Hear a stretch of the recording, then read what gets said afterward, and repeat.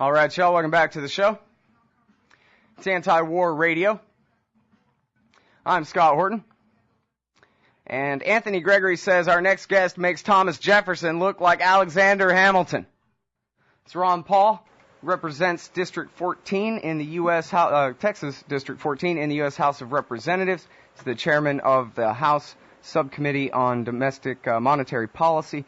He's the author of A Foreign Policy of Freedom, Pillars of Prosperity, The Case for Gold, The Revolution, A Manifesto, End the Fed, and the brand new Liberty Defined, 50 Essential Issues that Affect Our Freedom. Welcome back to the show. Ron, how are you doing? Thank you, Scott. Good to be with you. Well, I'm very happy to have you here, and I just love this book, and part of what I love about it is, of course, just, all the substance, but also it's imagining all the people who are going to read this thing. And especially, like I was telling the audience earlier, I kind of have this fantasy that some of these cable TV news personalities will even be able to get through it, the way you have it so encyclopedic like that.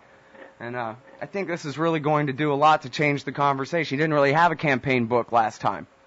Right, and I hope you're right about it. I tried to make it, a lot of times I've written about the theoretical parts of monetary policy and foreign policy, but this deals with individual issues and problems that we have faced, and I'm sure people might just look through the contents and pick something and say, I've been wondering about that. How do you answer this question? And I'm hoping it will help others to answer these questions from the libertarian freedom movement viewpoint. Mm-hmm. Well, and another thing about this book is it just shows, first of all, that you're a very smart guy, that you're very interested in all these things and have been for a long time, but it also kind of shows the silence of the rest of the Republican Party. I don't know if anyone else in the Republican Party has this kind of intellectual firepower to bring to bear. They say Newt Gingrich has a pretty high IQ, that kind of thing, but it seems to me like you are the only intellectual leadership in the Republican Party right now. They're pretty much at sea. Well, I guess they have intellect, and they're smart people and have high IQs, and I've always wondered about that. I've never figured I had the highest IQ, but there's something that some people have. It's sort of a motivation to look for truth. So if you have a high IQ, but you're using it to promote, welfareism and militarism, that's one thing. So it's our motivations, it's our values that really count on what we want. So if you accept the basic principle that it's better to live in a free society than a totalitarian society,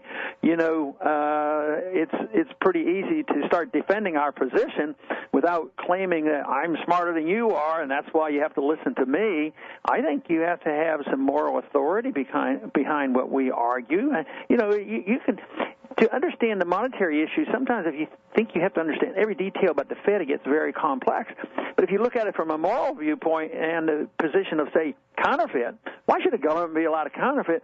All of a sudden, it's simplified, and we can bring in a lot of people to into our area of thinking and to understand that issue. Mm-hmm. Well, speaking of which, of course, the question that everybody wants to know the answer to is whether or not you're running. I don't guess I'm lucky enough that you would make that announcement on this show, huh? Can't quite do that, but I've been getting a lot of encouragement. I was this week I was over at Mississippi State and then Florida State last night. The receptions are pretty good, so I think there's at least more young people who are enthusiastic about what I've been trying to do in the last several years, or all these years, but the support has grown in the last couple of years. So I think it looks like it's continuing to grow, so I've been encouraged. Well, I'm very happy to hear that. And, I saw in the Daily Paul that Jesse Benton said he's got the paperwork all filled out for the exploratory committee, just hadn't submitted them yet.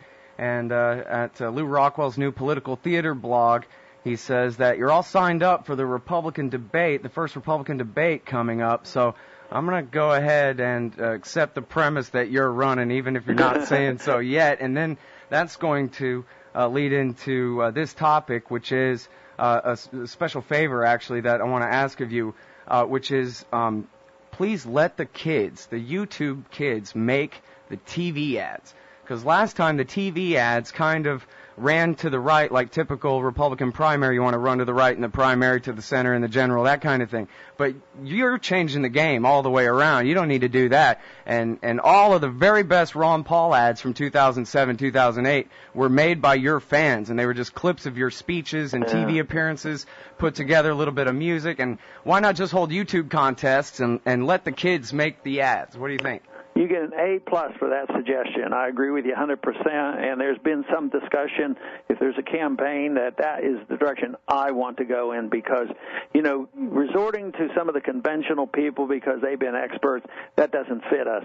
We don't have a conventional campaign, and therefore I think what you suggest is very good. Right on. Well, I'm so glad you see that my way. And some of the YouTubes are they're so good. I mean, all we need is a couple of clips of you at a podium and sold. You got my vote, Mr. President, I'll tell you that. All right, now, so here's the thing. New York Times today is saying that the nation's mood is as low as it's ever been. The Times does this poll, I think, every year or so. Do you think America's headed the right direction or not? Kind of a general question. Mostly, I think it reflects how people feel about the economy. But I wonder how you would address that. What is it that's wrong with America? What track are we on that we're not supposed to be on here, Dr. Paul? Well, I think that sentiment is a healthy sentiment because they're facing the truth. When there's a bit of prosperity still existing and they can still borrow money and print money and the world accepts it, people say, I guess we're not too bad off or we're improving or something like that. Now they're starting to realize that we're getting close to the bottom and something has to give. I see it sort of like when the drug addict gets to the point, I'm at the bottom, I have to change my life, and I'm going to quit, and that individual changes his or her way, and then they do something. And I think that's what's happening now. People are realizing how bad it is, but it also means there's an opportunity. This is what I'm sensing with the young people, that they know they're getting a bad deal. They know the foreign policy's lousy, the monetary policy's lousy, and you can't take care of people from cradle to grave and think you can do it forever. So that's why I think we're at the point where they're going to be open to our suggestions, and that gives people optimism. So in spite of all the pessimism, you can say, we're facing up to reality, and now we can start improving and offering our solutions.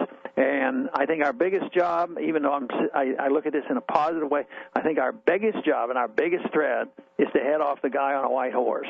Somebody come and say, I am going to take care of you. This is a mess, and you need an iron fist authoritarian approach to our answers. Of course, authoritarianism is what created our problem. So it's sort of like the deficit. What do you do when you get a bad deficit? You spend more money. Well, if authoritarianism brought us to our knees, why would we resort to somebody that comes in and wants more authoritarianism? That, to me, is the biggest challenge. Absolutely. Well, in the book under D, you have a great section there on demagoguery, and I could not agree with you more about that, and especially, when you Austrian economist guys are talking about, and I interviewed Charles Goyette yesterday, and it was sad. And if we're really looking at a major inflation here, double digits for extended periods, savings wiped out, that really is when people start to look for answers from demagogues. And it seems to me that you're just the most important anti-demagogue in the whole society, saying that, look, we don't need more of what we've done wrong to get us into this crisis. We don't need to pick on the weak here. We need to recognize our problems are the world empire and all the spending there, the paper money. All we need is to believe in the Declaration of Independence and the Constitution. All we need is to just act right like we're supposed to in the first place. It's that we've gone wrong. It's not the American way that's failed. It's our abandonment of the American way that's failed. And you're absolutely the most important voice in this society making that case. And especially when it comes to, like, the solution, competing currencies, things like that. People really need to know what's the alternative to doing it the way that the rest of the Republicans and the Democrats would have us do it. Yeah, I think the people are getting ready, and the opposite of being a demagogue is telling the truth. I guess a demagogue is a slightly more polite way of saying people just are lying through their teeth and distorting issues in order to promote their cause. But I think more and more people now are seeing through all that, so the promises are falling on deaf ears, and that's why our message is going to become more popular than ever, and that is what I'm sensing. Yep. Well, I got to tell you, I'm just going with the unsaid premise here that you are running, and I'm just so excited about it. I read that Esquire article yesterday, which was written by a liberal and had a couple of things wrong, but absolutely got it right that you are the most powerful force on the right in America right now, even if they exclude you from the Pew poll and don't ask people what they think. It's an unavoidable fact that you're the most important libertarian in the world. You're carrying this message forward. And, when you announced last time on Washington Journal back in 2007, you were the best kept secret of libertarians like me. Hey, did you know that there's this one good congressman? That kind of thing. Now you're world famous, like a movie star or something. You're starting from a much higher place. All the guys on TV like you. It's going to be incredible. I'm so stoked. You're overly generous. You've embellished a bit, but I appreciate it. Oh, you deserve every bit of it, Dr. Paul. And, I know I speak for a lot of people, too. So, okay. And thank you for always putting war first. No matter what they ask you on TV, you always put the cost of the world empire first. And, of course, I think, like you do, that's the most important issue. That's really big. Right. Okay. Well, I'm sorry for just talking at you during your interview when I should have been asking you questions this whole time. But I'm just so glad that we've had this chance to meet again, sir. Thank you. Bye. Thank you. All right, everybody. That's the heroic Dr. Ron Paul, my representative in the U.S. House, chairman of the Domestic Monetary Policy Subcommittee there, author of the new book, Liberty Defined, 50 Essential Issues That Affect Our Freedom. Read it and then pass it around. We'll be right back.